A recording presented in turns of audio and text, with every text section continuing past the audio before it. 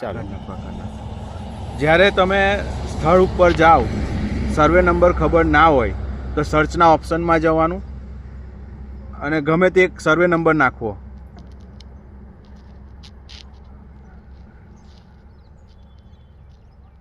Survey number નાખશો એટલે સર્વે શરૂ કરો તો આવી જશે. પણ જો તમને સર્વે નંબર ખબર નહીં હોય ને 212 લખ્યો છે, આ એક દાખલા તરીકે છે, તો આ રીતે ગ્રીન કલરની બોર્ડર આવી જશે.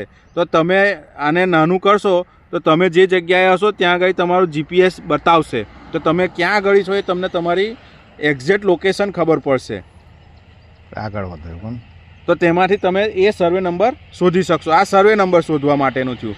માનો કે તમને સર્વે નંબર ખબર છે તો ડાયરેક્ટ સર્વે નંબર નાખી અને આ રીતે જે બોર્ડર આવી તે આવી જશે. પછી આગળ વધો, ખેડૂતનું નામ પછી ખેડૂતનું નામ બતાવશે. બિન ખેતીના ઉપયોગમાં છે તો કે ના.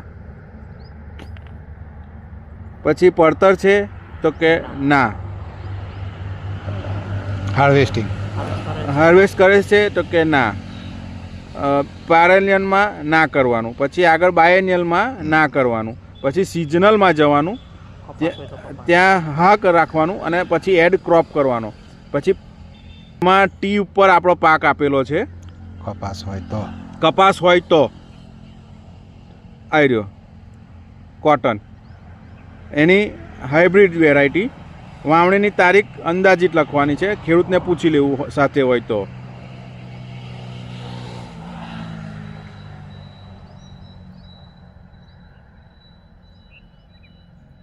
ઓકે કરશો એટલે આગળ તમારો વિસ્તાર નાખવાનો આવશે.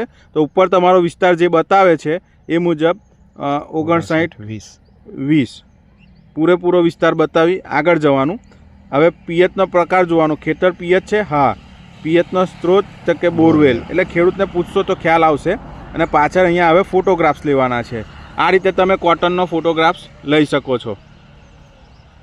હા, ઓકે. હવે બીજા એંગલથી લેવાના છે. 3 ફોટા લેવાના છે, કહી દો. 2 ફોટા પણ એપ્રુવલ છે. વ્યવસ્થિત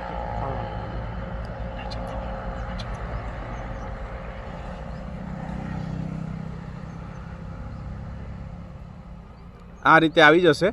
આવી ગયા પછી પાક ઉમેરો.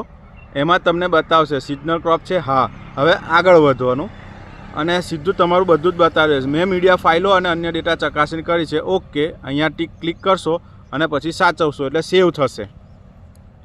એટલે થઈ ગયું. પછી તમારો જે અપલોડ કરેલ છે એમાં બતાવશે સર્વે બાકી 414 સર્વે નંબર અને અપલોડ